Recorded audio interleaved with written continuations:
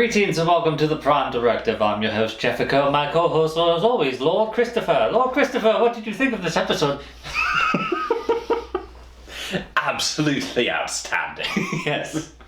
I can't do the accent the whole review. That's fine. Okay. We got nebulas, we got buoys, surveys. Nice and simple. Nothing really fancy going on. Fancy. It was all fancy. I just A++ from the costuming department for this one. Everyone looked phenomenal. It was really good. I enjoyed the dressings of the sets. Mm-hmm. Though I got a little confused with Queen Nev's location. Was that the shuttle bay? Was it engineering? I thought she was engineering at the start, but maybe I need to go back and have another look at it. It's possible they're just redressing sets. Yeah. That's a classic Star Trek. But they didn't hold back on throwing everything around all over the sets. That was good. Yeah, it was beautiful. Even the corridors looked good. Yeah. Though I didn't get to see the swamp. Do you want to see the swamp? I want to see the Who was swamp. going to play Shrek in the swamp? They had options. Yeah. Never saw Sam. Yeah. That's probably the only character we didn't get. Yeah. I said hit it. I'm hitting it, Captain, but we're not moving. Mitchell, what's going on with my ship?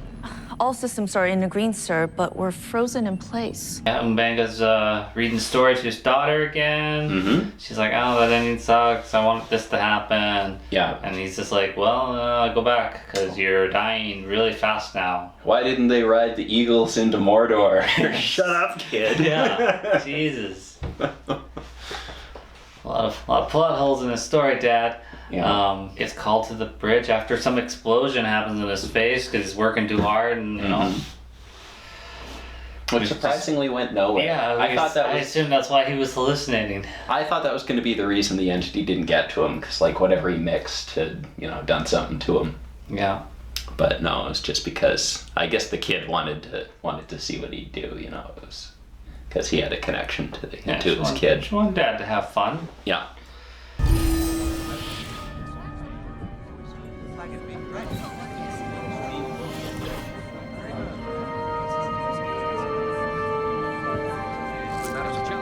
It gets to the bridge because the ship wouldn't leave the nebula. Ortega bangs the head, but then everybody's different. Everybody's got weird little names from the story. Everybody's play acting. It's nice that they've gone back to the theater roots of the original series. Yes, and I guess this that was a little preview that the entity could heal bodies, because Ortega didn't have that injury by the time the Doctor got up there. Yes.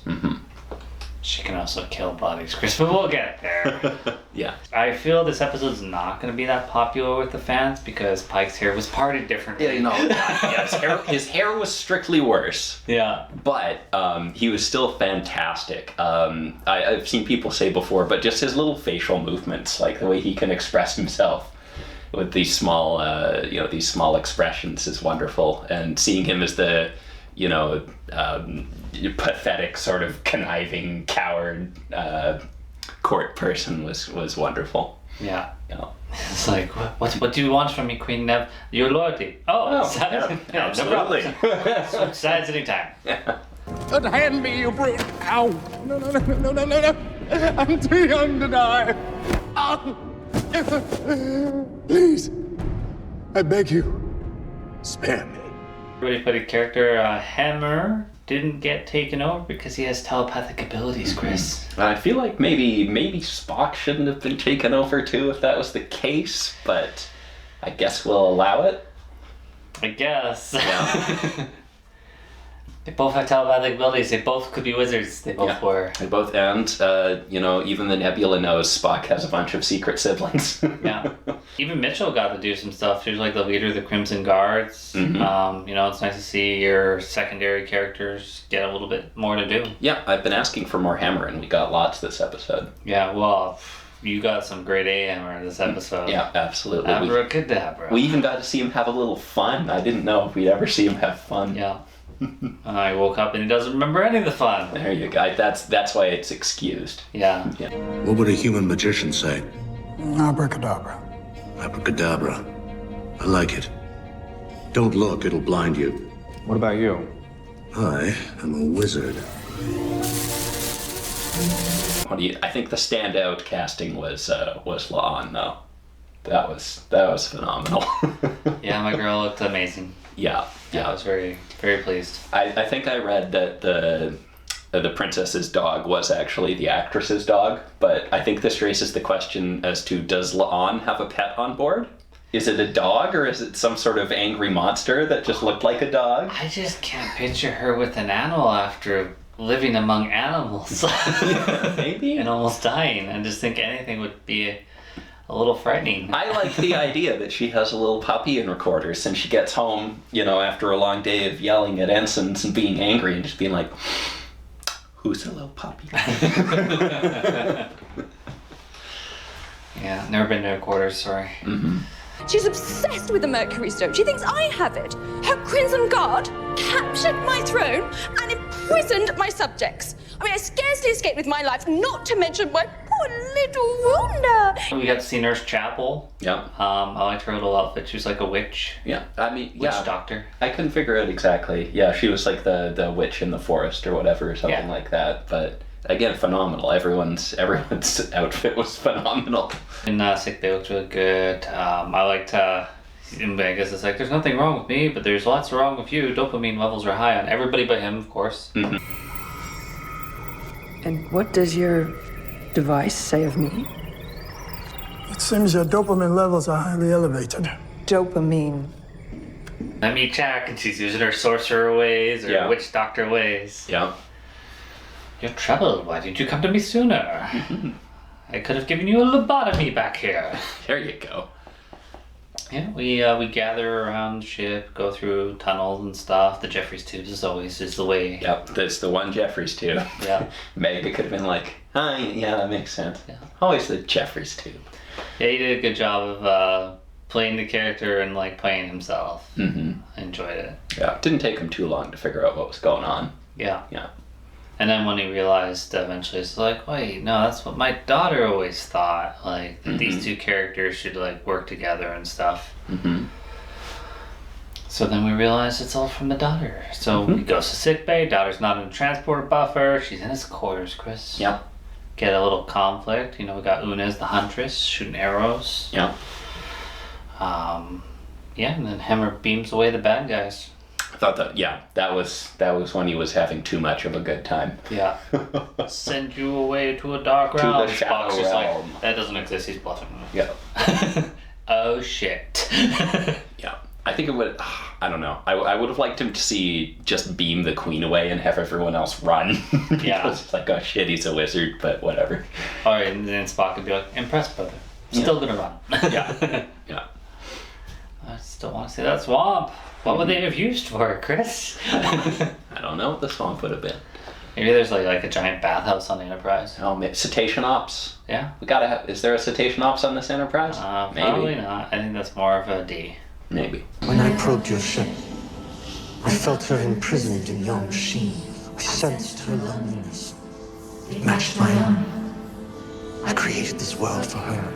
He talks to the entity, which is the nebula, which wouldn't let them leave and is killing the crew slowly with high dopamine levels. And Hammer let him in, let her in, let it in.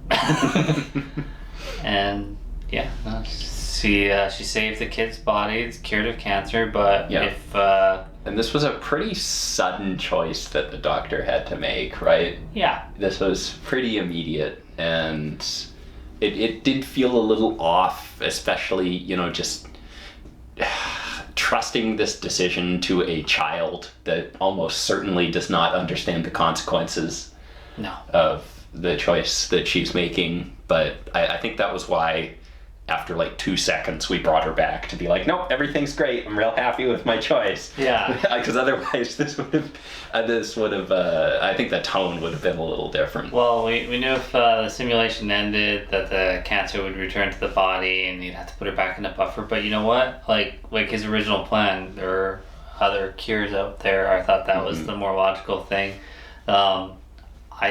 She said she would be taking a consciousness, so I expected the body to stay behind. That would have been kind of dark if the kid just collapsed and dad had to have his kid's dead body there. Well, that's when you have the older like consciousness come back. And that would have been like, even weirder.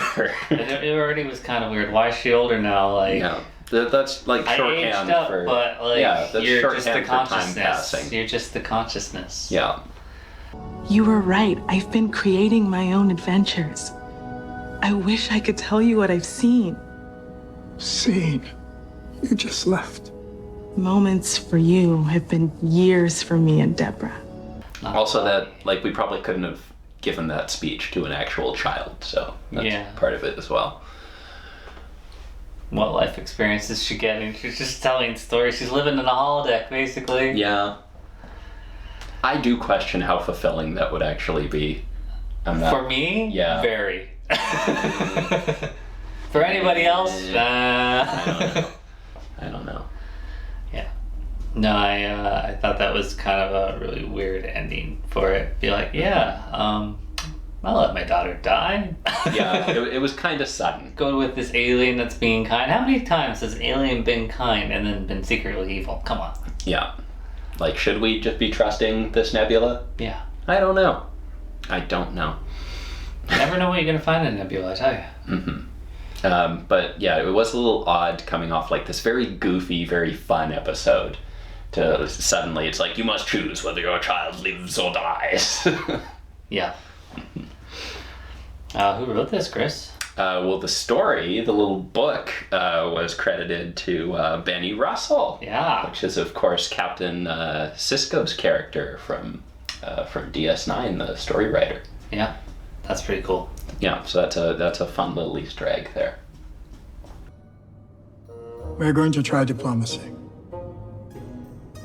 If that doesn't work, then you can cut something in half. Thank you, sire. Starfall is thirsty. Ridiculous name for a sword. You're ridiculous. You are both going to escort me to Queen Nev. Final thoughts? Final thought, it's just bangers after bangers, man.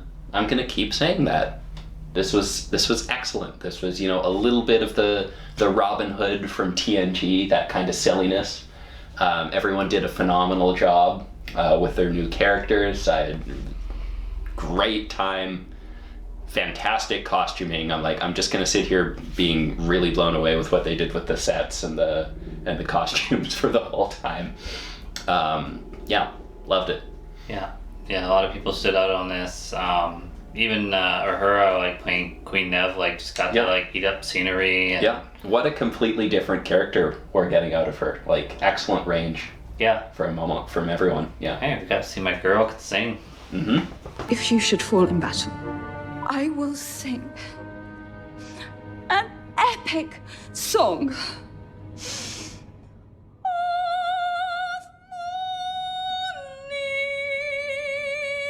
And this show is consistently more funny than Orville, which we're watching on the same day. And I don't know what to make of that. I thought this episode was amazing. I didn't find it that hilarious. Well, I mean, it had, good humor moments. Yeah. Yeah. I mean, Pike. Mm-hmm. Yeah, everything Pike. Yeah, Pike was great. Yeah, no, we've gone 8 for 8 so far here. Yeah. Yeah, 2 more episodes go. Chris, you gonna be okay? I mean, I'm gonna love my 2 more episodes. Should I just try to splice an episode together from all the episodes and try and trick you and be like, oh, there's another episode. Yes, but wait, there's more. Yeah. I just have it be like the Riker episode which is just the clip shows. She's sick. We gotta give her more memories. Yeah, and just have it be bad clips of you. Intersplit, that's the Riker being sick. So you want to watch the fantasy I've constructed between me and Luan? There you go. Yeah, sure. But that's what we'll do. I don't think, has there ever been Star Trek that started off 8 for 8? Yeah. Enterprise started off 8 for 8? It had a great start. You think so? Yeah. I guess I'll have to go back and make sure, but... Man, no, this has got to be the strongest. Then there's DS9 series. I mean, The Siege, that was great 2-parter. And then there was that really early on episode. Every episode, you got to learn more about the religion of the Bajor and the prophets and the politics that go into that. It was complicated. Maybe you watched it when you were too young and you didn't grasp it all. There were dumb episodes in the first 8 of Deep Space Nine. Don't even try me. And then TOS, Emmy award-winning shit here, man. Mm-hmm. Gary Mitchell, Jesus Christ, guy could do shit with his mind. Yeah. Telling me that all eight. No. Jeez. This is easily the strongest start any Star Trek series has ever had. Did you watch Lower Decks? Fight me. I will. That's what I'm doing right now, verbally. I haven't even brought up TNG yet. Farpoint, fucking amazing. Literally the second episode of TNG. Jeez, we got the introduction of Q. Yeah. Of who was the final episode of another series called Picard. Like, that's how important and intricate the character was. Oh my god. Fine. Just goof on me. Yeah, I will. Okay. Well, as always, thanks for watching, Lord Christopher. Talk to you next week.